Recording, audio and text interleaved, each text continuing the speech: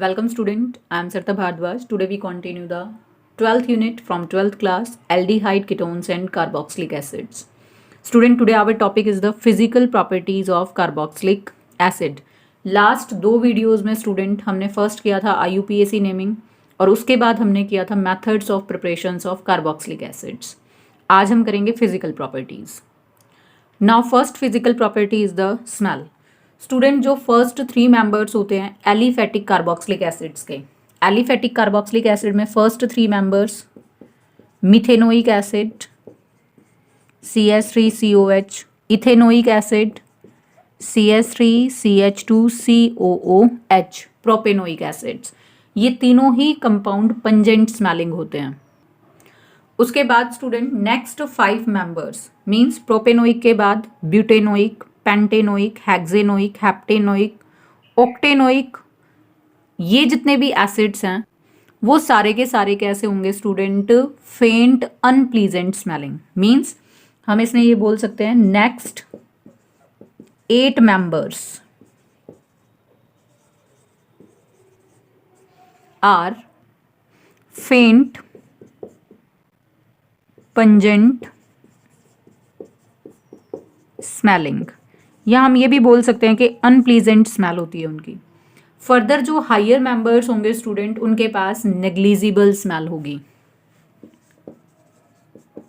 Further higher members have negligible smell means ना के बराबर. ये तो बात थी स्टूडेंट सारे एलिफेटिक कार्बोक्सिलिक एसिड्स की. अगर हम बात करें किसकी? एरोमेटिक एसिड्स की, तो एरोमेटिक जो एसिड्स होते हैं they do not have any smell, have no smell. वो हमें सिर्फ किसकी तरह लगेंगे? केमिकल्स हैं. देयर इज नो स्पेसिफिक या पेंजेंट स्मेल्स. नेक्स्ट फिजिकल प्रॉपर्टी है स्टूडेंट फिजिकल स्टेट, कि वो सॉलिड में एग्जिस्ट करेंगे, लिक्विड में या गैस में. Up to 10 carbon atom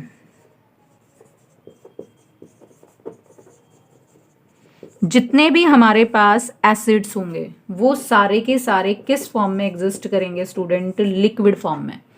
liquid भी होंगे और साथ के साथ वो कैसे होंगे? Colourless liquid. बाकी जो हायर मेंबर्स होंगे जिनमें कार्बन की काउंटिंग 10 से ज़्यादा होंगी वो सारे के सारे कैसे होंगे? Waxy solid. Waxy solids having more than 10 C atoms means carbon atoms. रही बात स्टूडेंट एरोमेटिक की, तो जितने भी एरोमेटिक एसिड्स होंगे वो सारे के सारे हमारे पास किस तरह से बिहेव करेंगे? As a crystalline solids. तो स्टूडेंट ये गैसियस स्टेट में एग्जिस्ट नहीं करते. किस स्टेट में एग्जिस्ट करते हैं? लिक्विड और सॉलिड स्टेट के अंदर. Now student next important physical property is the solubility. Paper में स्टूडेंट सॉलिबिलिटी में से क्वेश्चन जनरली आता है आपके पास. जितने भी लोअर एलिफेटिक कार्बोक्सिलिक एसिड्स होते हैं जिनमें 5 कार्बन तक होते हैं वो सारे के सारे किसके अंदर सॉल्युबल होते हैं? वाटर के अंदर. These all are water soluble. अब स्टूडेंट वो वाटर सॉल्युबल क्यों होते हैं? Due to the formation of hydrogen bonding, H bonding या फिर hydrogen bonding S.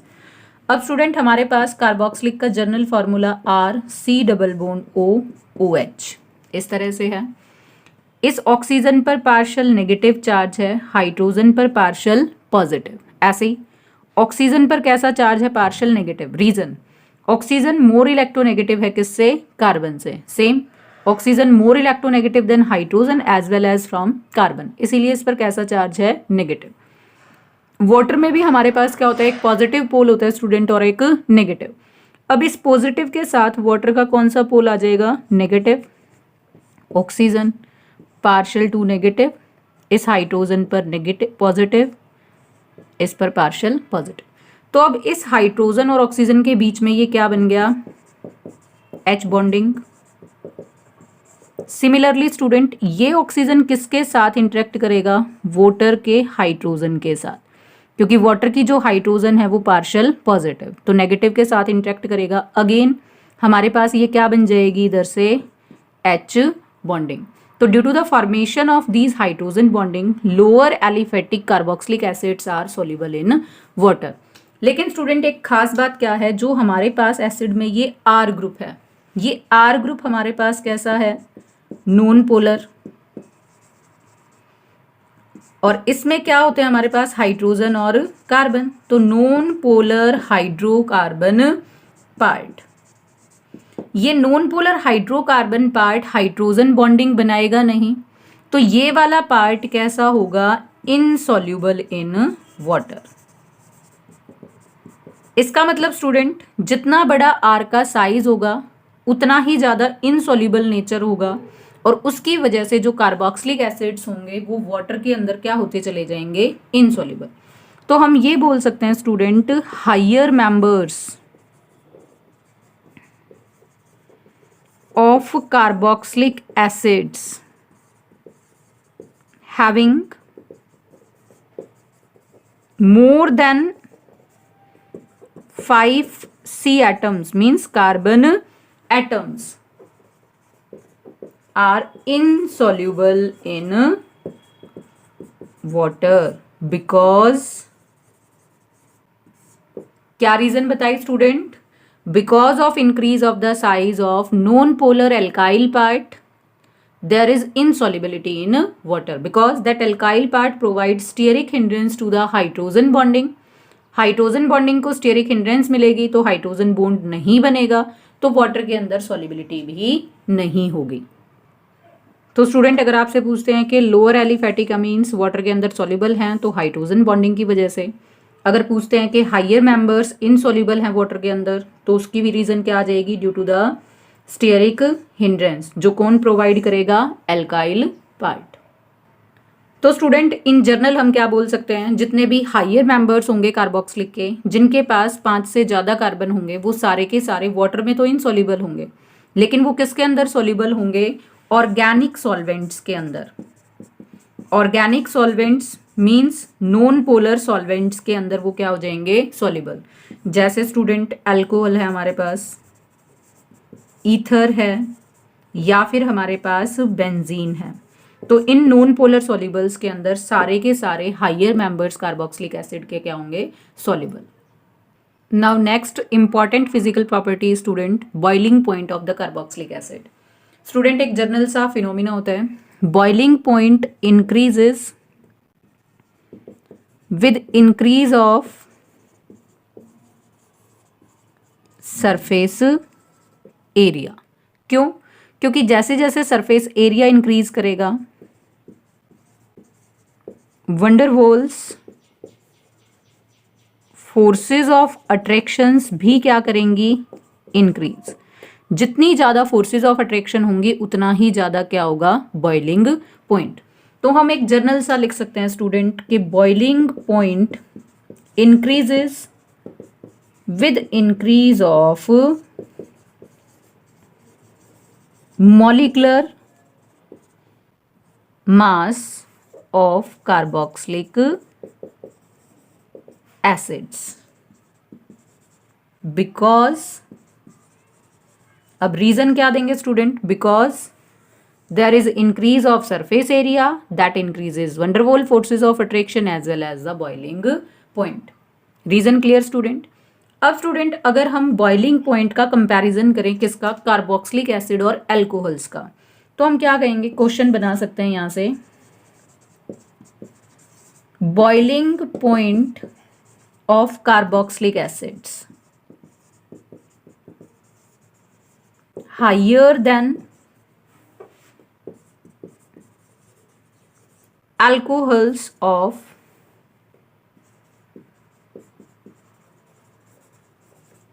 comparable molecular mass। Question clear student. अगर हम बॉइलिंग पॉइंट कंपेयर करें किसका, कार्बोक्सिलिक का और एल्कोहल का, जिनका मॉलिक्यूलर मास कंपेरेबल है, तो कार्बोक्सिलिक का बॉइलिंग पॉइंट हमेशा ज्यादा होगा किससे, एल्कोहल से। उसके पीछे रीजन है स्टूडेंट, आपके पास अभी मैंने दिखाया था कार्बोक्सिलिक का स्ट्रक्चर इस तरह से, तो कार्बोक्सिलिक में हमेशा क्या होता है, जो मॉलिक्यूल होता है वो डाइमर की फॉर्म में एग्जिस्ट करता है।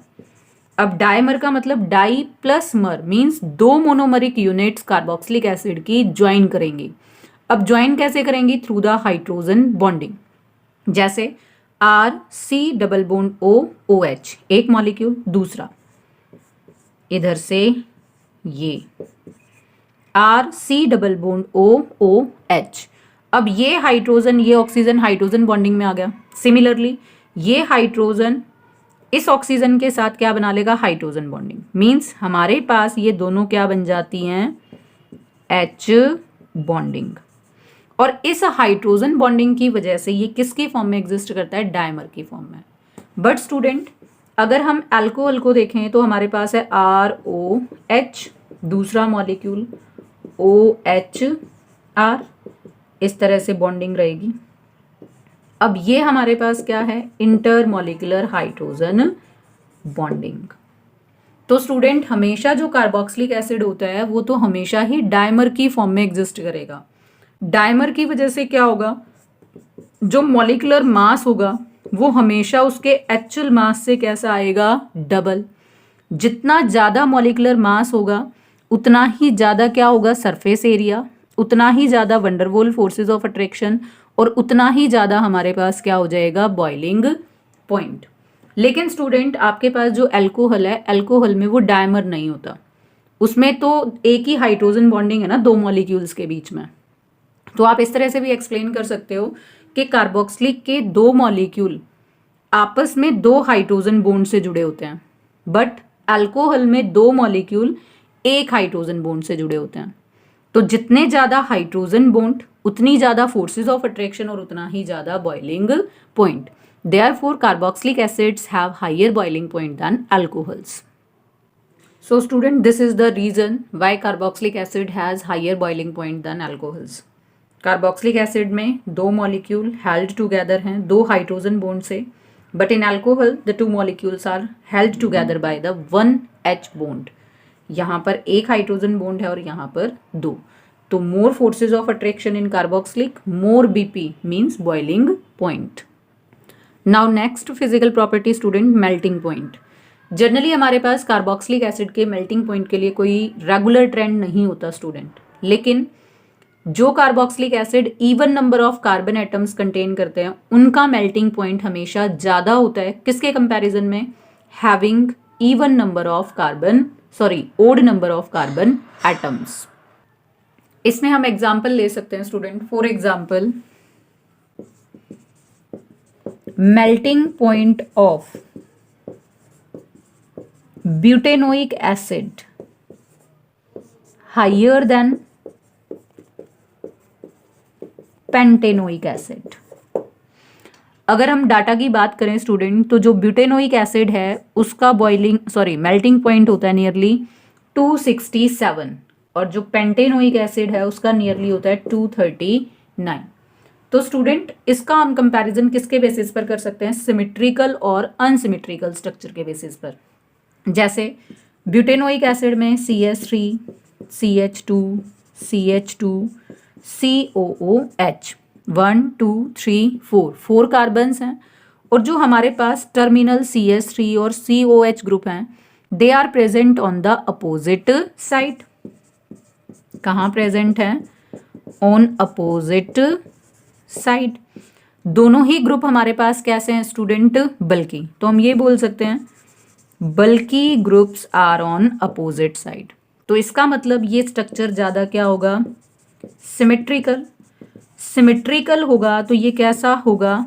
Closely packed. और जो लैटिस स्ट्रक्चर जितना ज़्यादा क्लोजली पैक्ड होता है उसका मेल्टिंग पॉइंट उतना ही ज़्यादा होता है। लेकिन स्टूडेंट अगर हम पेंटेनोइक एसिड को देखें तो पेंटेनोइक एसिड में क्या है? ये टर्मिनल CH3 और ये टर्मिनल COOH 1 2 3 4 5 कार्बन हैं स्टूडेंट। दोनों ही बल्कि जो टर्मिनल ग्रुप्स हैं they are on the same side. तो हम लिखेंगे bulky groups are on same side. अब सेम साइड होने से क्या होगी स्टूडेंट? एक दूसरे को रिपल्शंस देंगे, मींस स्टीयरिक हिंड्रेंस कैसी होगी, मोर स्टीयरिक हिंड्रेंस की वजह से स्ट्रक्चर कैसा हो जाएगा स्टूडेंट, अनसिमेट्रिकल। अनसिमेट्रिकल होगा तो वो कैसा होगा, लूजली पैक्ड। और जब लूजली पैक्ड होगा तो फोर्सेस ऑफ अट्रैक्शन कम होंगी और ऑटोमेटिकली मेल्टिंग पॉइंट कैसा हो जाएगा, लोअर। तो अगर स्टूडेंट एक सिंपल सा आपको बताया जाए तो जितने भी इवन कार्बन कंटेनिंग आपके पास कार्बोक्सिलिक एसिड्स होते हैं उन सब में जो बल्कि टर्मिनल मिथाइल और कार्बोक्सिलिक ग्रुप होते हैं वो कहाँ पर होते हैं, अपोजिट साइड पर। अपोजिट साइड की होने की वजह से स्टीयरिक हिंड्रेंस नहीं देंगे तो स्ट्रक्चर कैसा हो जाएगा, सिमेट्रिकल। एक दूसरे से कैसे हो जाएंगे, वो क्लोजली पैक्ड। जितना ज़्यादा क्लोजली पैक्ड होगा मीन्स उतनी ही ज़्यादा फोर्सेज ऑफ अट्रैक्शन होंगी और उतना ही ज़्यादा मेल्टिंग पॉइंट होगा। अगर हम इसके विद रिस्पेक्ट एक्सप्लेन करें स्टूडेंट तो दोनों बल्कि ग्रुप्स किसके केस में, odd number carbon containing carboxylic के केस में कहाँ पर होंगे, सेम साइड होंगे तो उनके साइज बड़े होने की वजह से एक दूसरे को क्या प्रोवाइड करेंगे, स्टीयरिक हिंड्रेंस, जिसकी वजह से स्ट्रक्चर में क्या आ जाएगी, अनसिमेट्री। अनसिमेट्रिकल होगा तो इसका मतलब वो एक दूसरे से क्या होंगे, लूजली पैक्ड, दूर दूर पैक होंगे, मीन्स उनके बीच में फोर्सेज ऑफ अट्रैक्शन कम होंगी और मेल्टिंग पॉइंट भी डिक्रीज करेगा। Now student this is all about the physical properties of the carboxylic acid. Next video में करेंगे स्टूडेंट केमिकल रिएक्शंस और chemical properties of the carboxylic acids. Thanks and